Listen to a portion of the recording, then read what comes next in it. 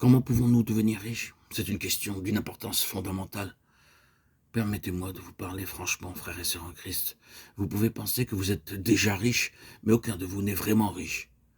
Autrefois, nous pensons que quelques-uns parmi les jeunes serviteurs de Dieu étaient plus avancés spirituellement que les plus âgés.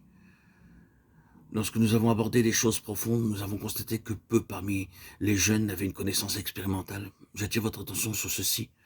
Chers amis, chers collaborateurs, chers associés, frères et sœurs, bien-aimés, vous n'avez pas encore accumulé suffisamment de richesses. C'est pourquoi ne soyez pas orgueilleux, ce serait une folie. Vous devez réaliser qu'un long chemin doit encore être parcouru avant d'atteindre ce but. Et le but sera uniquement atteint si vous laissez le Saint-Esprit jour après jour réaliser l'œuvre dans vos vies pour qu'il vous façonne intérieurement.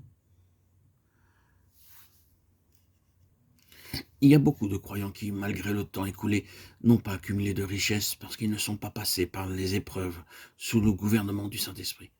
Certains peuvent laisser s'écouler des jours, des années, sans pour cela se placer définitivement sous le contrôle de l'Esprit.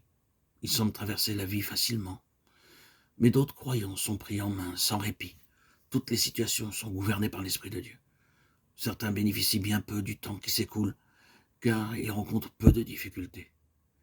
Bien qu'il y ait eu suffisamment de temps pour apprendre les leçons spirituelles, leur vie n'a pas été disciplinée pour produire des valeurs spirituelles. Sachons apprécier les circonstances dans lesquelles nous sommes introduits et ne soyons pas effrayés par les difficultés rencontrées, car elles sont toutes ordonnées pour notre enrichissement. Plus grande est la difficulté et plus il y a de possibilités de croissance spirituelle dans la vie.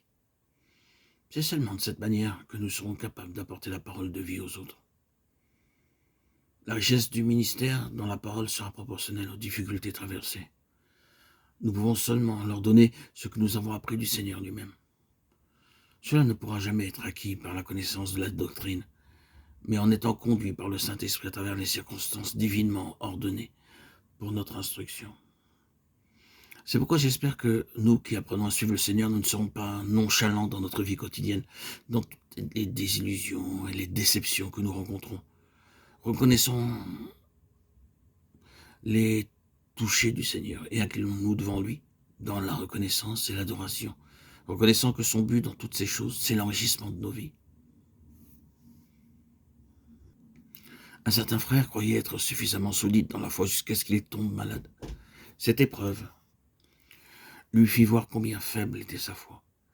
Mais en acceptant cette épreuve, il commença à apprendre ce que signifie réellement se confier dans le Seigneur.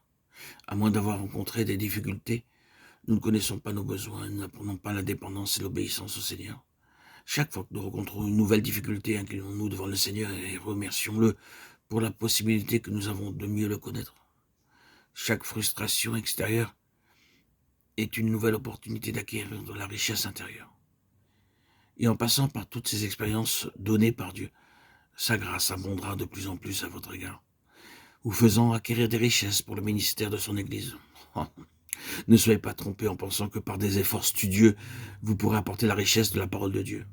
Vous pourrez enrichir vos expressions. Mais la richesse de vocabulaire ne peut pas remplacer la richesse spirituelle et cette richesse ne s'acquiert pas par les livres.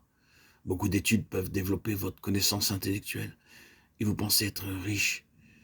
Mais vos artifices de langage trahissent la pauvreté de l'esprit. La richesse spirituelle est acquise uniquement en passant par les voies que Dieu a préparées. Nous devons passer par beaucoup de souffrances pour l'acquérir.